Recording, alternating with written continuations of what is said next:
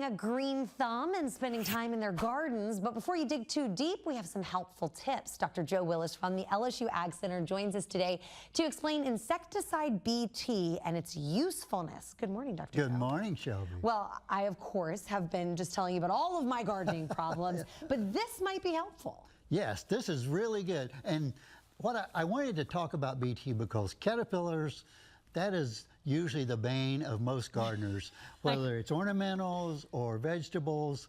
The caterpillars, they can come in and they can wipe out your entire crop. You were talking overnight. about one that I actually saw in my eggplants that you said it's called like an army caterpillar? Southern armyworm. Southern armyworm. And there are a couple of different types of armyworms, and they're called armyworms because they kind of just, there's usually large numbers and they just move like an army, devouring as they go.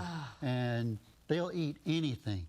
And so armyworms, and if anyone's ever had a tobacco hornworm or a tomato hornworm on their tomato plant, you might see a beautiful tomato plant when you go to bed, and the next morning there's not a leaf left because those are as big as your little finger or bigger, and they will eat an entire plant in one night. Oh my goodness. Okay.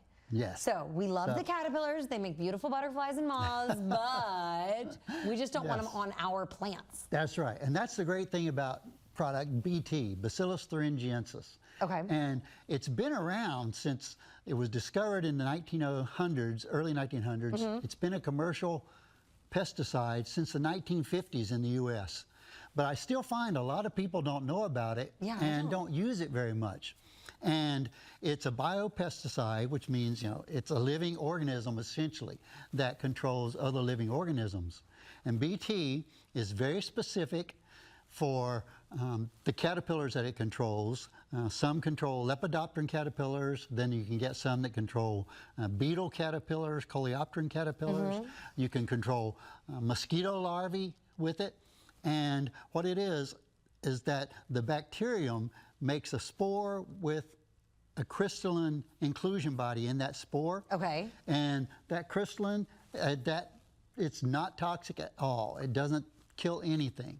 Except when an insect eats it and ingests it, then the conditions in the insect's stomach causes that crystal to unfold and open up, and then they have digestive enzymes in their system which cuts it and creates a toxin. So the caterpillar essentially poisons itself.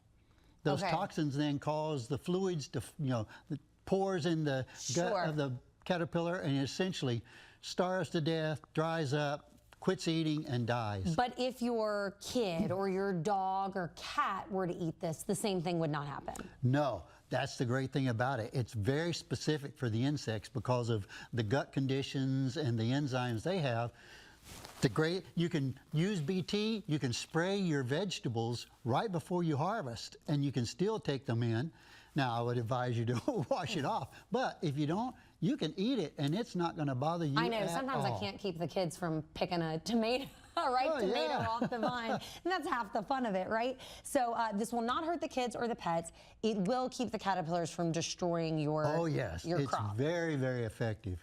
There's been almost no reports of resistance ever developing in the insect for this particular material, and it's organic, so if you want to go organic, it's certified organic. Nice. Biocontrol, it's really, really good. You can, very, very cheap. Yeah. Like a bottle like that would only cost you maybe $8 or so. BT is what you're looking for. And if you want other great tips, you can go to LSUAgCenter.com. Dr. Joe Willis, thank you so much for joining us. Thank you, Shelby. Appreciate it. All right, well.